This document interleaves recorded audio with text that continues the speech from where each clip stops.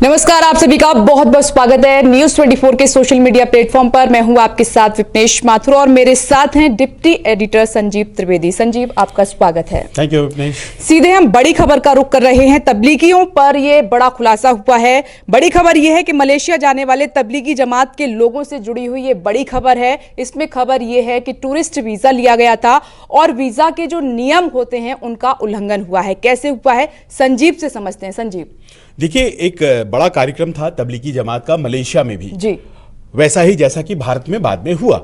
और मलेशिया में जो कार्यक्रम हुआ उसमें जो यहां से वहां जाने वाले लोग थे उन लोगों ने ई वीजा अप्लाई किया। और ये मैं नहीं कह रहा हूं, आज न्यूज 24 को एक्सक्लूसिव इंटरव्यू देते हुए भारत के जो हाई कमिश्नर हैं मलेशिया में, वो इंटरव्यू आपने खुद लिया है? जी हाँ, उन्होंने मुझसे बातचीत में ये बात कही कि ई वीजा उन्होंने अप्लाई किया।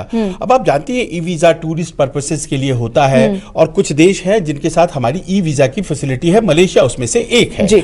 मतलब ये कि आप वहां जाइए, आपसी विश्वास है हमारा, आप ई वीजा ले सकते हैं जिसमें कि कहीं फिजिकली पहुंच करके मुहर लगवाने की जरूरत नहीं है, वो इलेक्ट्रॉनिकली अप्लाई करते हैं आप। इन्होंने लिया वो वीजा, वहां पहुंचे, उतरे।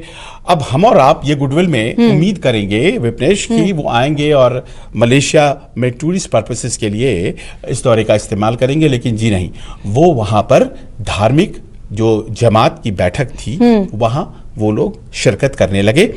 अब ये गलत बात नहीं है, ये उचित है। सामान्य तौर पर ऐसा हो सकता है, किसी भी धर्म समुदाय के लोग कहीं भी जाकर के कर सकते हैं, लेकिन उसके लिए एक निश्चित वीजा होता है और वो जो वीजा होता है आपको उसके लिए पहले अप्लाई करना पड़ता है। यानी कि जो टूरिस्ट वीजा है इस पर आप शामिल नहीं हो सकते। जी नहीं, ये गलती है। आप बेशक रिलीजियस पर्पसेस के लिए जो वीजा मिलता है वो आप लें और उस वीजा के साथ आप वहां पहुंचे और फिर आप शामिल हो जमात में, तो कहीं कोई दिक्कत नहीं है। पर इस मामले में यानी कि बड़े झूठ का सहारा तो लिया गया इस मामले में। और हमने देखा है कि भारत में जब से तबलीगी जमात का मामला आया है, हम टोटली उसको नहीं जिम्मेदार ठहरा रहे, लेकिन कहीं ना कहीं मामलों में इजाफा तेजी के साथ हुआ और ये बहुत बड़ी चिंता की बात है आज भारत के लिए। देखिए, इस बात को तो मानना पड़ेगा, किसी व्यक्ति विशेष को दोष नहीं दिया जा रहा है, लेकिन 28% इस देश में जो मामले हैं या 29% सरकार का यह आंकड़ा है जी, वो कहते हैं कि इस कारण से हुआ है कि तबलीगी जमात के लोग यहाँ निजामुद्दीन से देश के कई हिस्सों में फैल गए और जाहिर है कि जब वो फैलेंगे तो फिर मर्ज को भी फैलाएंगे और ऐसा ही हुआ। तमिलनाडु सबसे ज्यादा प्रभावित और कहते हैं 80% से ज्यादा मामले जो तमिलनाडु में हैं वो तबलीगियों की वजह से हैं और 60% से ज्यादा मामले आंध्र प्रदेश, तेलंगाना जैसे राज्य। तो जाहिर है। और संजीव, आप जानते हैं कि अभी भी बहुत सारे लोग हैं इस कार्यक्रम से जुड़े हुए जो बाहर नहीं आ रहे हैं। अभी भी एक बड़ा चैलेंज बना हुआ है प्रशासन के लिए, शासन के लिए, क्योंकि अब इजाफा तेजी से हो रहा है। तो ऐसे में इस तरह का झूठ बोलना, आप टूरिस्ट वीजा पर अप्लाई कर रहे हैं लेकिन धार्मिक और राजनीतिक कार्यक्रमों में शामिल हो रहे हैं, ऐसा क्यों? क्या मकसद हो सकता है इसके पीछे? अगर आपको शामिल भी होना था तो फिर आपने वीजा के नियमों का उल्लंघन क्यों किया? आप दूसरा वीजा भी अप्लाई कर सकते थे। दुरुस्त है, ये बात आमतौर पर कही जा सकती है और ऐसा होता है। इंटेंशन क्या हो सकती है इसके पीछे? देखिए, मुझे नहीं लगता है कि वो जानबूझ करके बीमारी फैलाना चाहते थे और इस कारण से वो टूरिस्ट वीजा पर गए। इस तरह की बातें कहना बिना किसी तथ्य के ये उचित नहीं होगा। लेकिन आप गलत बयानी करके यहां से वहां जा रहे हैं। आपको पता नहीं है कि साउथ ईस्ट एशिया, और मलेशिया साउथ ईस्ट एशिया में आता है, वो शुरुआती देशों में था जो कि चीन के वुहान से जो वायरस निकला था उसने सबसे ज्यादा जो है वो साउथ ईस्ट एशिया के देशों को ही प्रभावित किया था। तो आप वहां जाते हैं, वहां फंस जाते हैं, वहां से लौट करके आते हैं और आप यहां मरकज में शामिल होते हैं। 2000-3000 का कांग्रेगेशन होता है। आप यहाँ सप्ताह 2 सप्ताह 15 दिन आप रहते हैं यहाँ पर और तब तक नहीं बताते हैं जब तक कि लॉकडाउन नहीं आ जाता है। इस देश में भले ही सरकारों ने आपको सीधे नहीं बोला कि आप क्यों गए, आपको तो समझ होनी चाहिए। आपको तो समझ होनी चाहिए, बिल्कुल। इस देश के नागरिक हैं, आप ऐसी गलती कैसे कर सकते हैं? और देखिए, ऐसी बात नहीं है कि इसका कोई धर्म और मजहब से ताल्लुक है। अगर ये व्यक्ति विशेष की गलती है। ये बात भी सामने आई थी कि हमने प्रशासन तक बात पहुंचाई थी, पुलिस वहां तक नहीं पहुंची, हम परेशान थे। लेकिन मुझे याद है कि जब लॉकडाउन का ऐलान हुआ था उसकी गंभीरता को भी बताया गया था कि क्यों लॉकडाउन हो रहा है। लेकिन आप तो एजुकेटेड हैं, इलिटरेट तो नहीं है, आप तो एजुकेटेड हैं, आपको तो समझ में आता है कि इसका क्या अर्थ था, क्यों लॉकडाउन किया गया, तो आप खुद सामने आ सकते थे।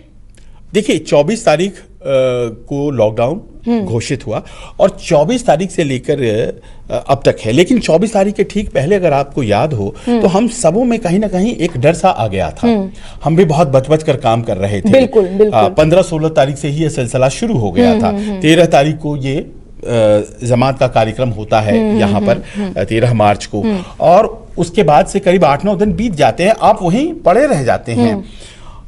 कुछ व्यक्तियों की वजह से कुछ लोग परेशान हो रहे हैं, समुदाय पर, यह अपने आप में बहुत गलत है। लेकिन कुछ व्यक्तियों की यह गलती है, वो गलत वीजा लेते हैं, वहां मलेशिया जाते हैं, जाने अनजाने वहां पर वो संक्रमित हो जाते हैं, लौट करके आते हैं यहाँ और फिर से यहाँ पर बैठ के करते हैं, और फिर यहाँ से देश के दूसरे हिस्सों में जाते हैं और मुख्तलिफ हिस्सों में जो वो फैलते हैं उस कारण से बीमारी फैल जाती है। और हकीकत है आज की डेट में 29% के आसपास जो बीमारी है वो केवल तबलीगी जमात के वजह से ही है। और ऐसे में आज जो न्यूज़ 24 से बातचीत में एम्बेसडर कह रहे थे कि हमें तो मौका ही नहीं मिला, हमें तो जानकारी ही नहीं मिली। ई वीजा से वो आए और उन्होंने स्पष्ट कहा कि आपको इस वीजा का अप्लाई नहीं करना था, आपको रिलीजियस पर्पसेस के लिए कहना चाहिए था, ये आपने गलत किया है और ये रिकॉर्ड में जाएगा। ये बात तो सही है कि आखिरकार आपने ऐसा देश के साथ क्यों किया। ये बहुत बड़ा धोखा है देश के साथ, जैसा कि आप सभी जानते हैं, संजीव भी बता रहे हैं कि WHO की तरफ से भी कह दिया गया है कि अभी ये थमने वाला नहीं है, शायद कंडीशन बहुत ज्यादा खराब होने वाली है क्योंकि वैक्सीन नहीं है। और ऐसे में देश के साथ, लोगों के साथ इतना बड़ा धोखा कैसे इसको लिया जाए, कैसे देखा जाए? क्या इसके लिए कोई पनिशमेंट है? अब इसके लिए देखिए क्या पनिशमेंट तो उन्हें खुद मिल रहा है, वो खुद बीमार हैं, ज्यादातर उनमें से जो लोग हैं मौतें हुई हैं, और कैसे कौन से आप पनिशमेंट देंगे? मौत हो गई उन लोगों की, उन्होंने अपने लोगों के, अपने घर परिवार मित्रों में फैला दिया इस लेकिन संजीव भी धोखा, और वो सब अनसस्पेक्टिंग लोग थे, अपने कुटुंब में, अपने समुदाय में, अपने परिवार में, उनको तो पता भी नहीं था ना, जो आज बीमार हो गए हैं देश में। लेकिन ये बात ठीक है, लेकिन ये तो धोखा है बहुत बड़ा, क्योंकि आप तो बहुत ज्यादा एजुकेटेड हैं, इन सब नियमों को समझते हैं, आपने एक झूठ बोला है। अब अगर आपकी इंटेंशन ठीक होती तो फिर आप धार्मिक कार्यक्रमों में आपको शामिल होना था, राजनीतिक कार्यक्रमों में शामिल होना था, तो आप वहां के प्रशासन को इन्फॉर्म करते, अपनी इंटेंशन बताते कि हम घूमने नहीं जा रहे हैं। ये तो तय होना है कि ये इन्होंने जानबूझकर ऐसा किया है या फिर वो बस चाहते थे कि हम मलेशिया चले जाएं और वहां पहुंच करके हम मरकज में शामिल हो करके वापस फिर यहाँ वाले मरकज में शामिल हो। वो फैलाना चाहते थे, मुझे इस बात का इल्म नहीं है और मुझे लगता भी नहीं है कि ऐसा उन्होंने चाहा होगा कि हम वहां जाएं, बीमारी लेकर आएं और फैलाएं, लेकिन ऐसा हो गया। और वो इसलिए हुआ कि आपने झूठ बोला। अगर आप नहीं बोलते, आप कहते कि हम रिलीजियस पर्पस के लिए जा रहे हैं, तो क्या होता है कि आप जब वहां पहुंचते तो वहां की एम्बेसी आपको ये कहती कि साहब ऐसा है कि यहाँ बीमारी आ गई है, आप इस तरह के कांग्रेगेशन में मत जाइए। इनको हेल्प होती है, मदद होती है, कहती कि जहां 50 लोग, 100 लोग बैठ रहे हैं, वहां आप मत जाइए। वैसा नहीं हो पाया, यह हकीकत है। एक छोटा सा सवाल और है संजीव कि ठीक है, ये लोग अवेयर नहीं थे, इनको जानकारी नहीं थी, अब जबकि मामला ही सामने आया, गंभीर मामला है, तो अब जब एयरपोर्ट से यहाँ पर एंट्री मिली, क्योंकि इन्फॉर्मेशन तो आ चुकी थी चाइना के थ्रू कि ये मामला अब गंभीर होने वाला है, तो इनको जब एंट्री मिली, क्या इनकी स्क्रीनिंग नहीं हुई, इनको देखा नहीं गया, परखा नहीं गया, यहाँ तक ये लोग पहुंच गए, तो आप और किसको जिम्मेदार मान रहे हैं इसके लिए कि इनको रोका भी जा सकता था? क्या कहीं पर क्वारंटीन भी किया जा सकता था? इस बात से तो इनकार नहीं किया जा सकता है कि शायद कहीं ना कहीं एयरपोर्ट अथॉरिटी की गलती है या फिर जो लोकल एडमिनिस्ट्रेशन है, कर रहे थे, थर्मल स्क्रीनिंग के बावजूद कैसे निकल आए? देखिए गलती एक ही जगह हुई हो ऐसी थोड़ी बात है। सरकारी अमले में आप देखें, वहां कोई ई वीजा से पहुंच गया है अगर, तो क्या वहां कोई निगरानी नहीं रखनी चाहिए थी कि आखिर ये जो लोग आए हैं, बीमारी का दौर है, कहाँ जा रहे हैं? जब वापस लोग कर आए तो थर्मल स्क्रीनिंग के जरिए पास करते हैं, वो कैसे वहां से एस्केप कर गए? ये तमाम ऐसी जांच का विषय है, कहीं ना कहीं जो है, लेकिन ज्यादा बड़ी गलती उस तरफ है जो कर रहा है। ये सब भी गलतियां हैं। आप इसको ऐसे, अब मुझे तो समझ में नहीं आता कि कोई ई वीजा अगर ले लेता है तो क्या वो छूट एकदम उसे मिल जाती है? ऐसा तो नहीं हो सकता है। निगरानी तो होती है, क्योंकि हर व्यक्ति जो दूसरे देश में पहुंचता है वहां के दूतावास की जिम्मेदारी होता है, तो क्या वो जिम्मेदारी पूरी की गई? तो तमाम ऐसे सवाल हैं जिस पर विवेचना हो सकती है, और ये अगर न होता विपिनेश तो ज्यादा बेहतर होता। और ये लगातार न्यूज़ 24 कह भी रहा है कि तबलीगी जमात ने मामले को और ज्यादा गंभीर कर दिया। अब ये मामला और चौंका रहा है कि इन्होंने झूठ के सहारे जो है कार्यक्रमों में शामिल हुए, यहां से वीजा लिया, मलेशिया गए, वहां से वापस आए, तो ये मामला मामला अपने आप में ऑटोमेटिकली और ज्यादा गंभीर हो गया, कोरोना के मामले और बढ़ गए। अगर सच्चाई सामने होती, सच बता देते तो वहां का प्रशासन भी हेल्प करता, यहां से भी मदद मिलती और शायद हम एक सेफ जोन में होते और शायद ये मामले इतने नहीं बढ़ते। संजीव, आपका बहुत बहुत शुक्रिया। आपसे अपील यही है कि आप कोई झूठ मत बोलिए, अब खतरा सबके सामने, आप भी वहां पर हैं। न्यूज़ 24 आपसे अपील करता है कि आप घर पर रहिए, सुरक्षित रहिए, नियमों का पूरी ईमानदारी के साथ पालन कीजिए, खुद की मदद भी कीजिए और दूसरों को भी कीजिए। नमस्कार। अगर आपको हमारा ये वीडियो पसंद आया हो तो इसे लाइक और शेयर जरूर करें। अगर इस वीडियो पर आपकी कोई राय है तो नीचे कमेंट भी कर सकते हैं। और हाँ, देश और दुनिया की तमाम खबरों से वाकिफ रहने के लिए अभी सब्सक्राइब करें न्यूज़ 24 का YouTube चैनल। न्यूज़ 24, निष्पक्ष खबरें।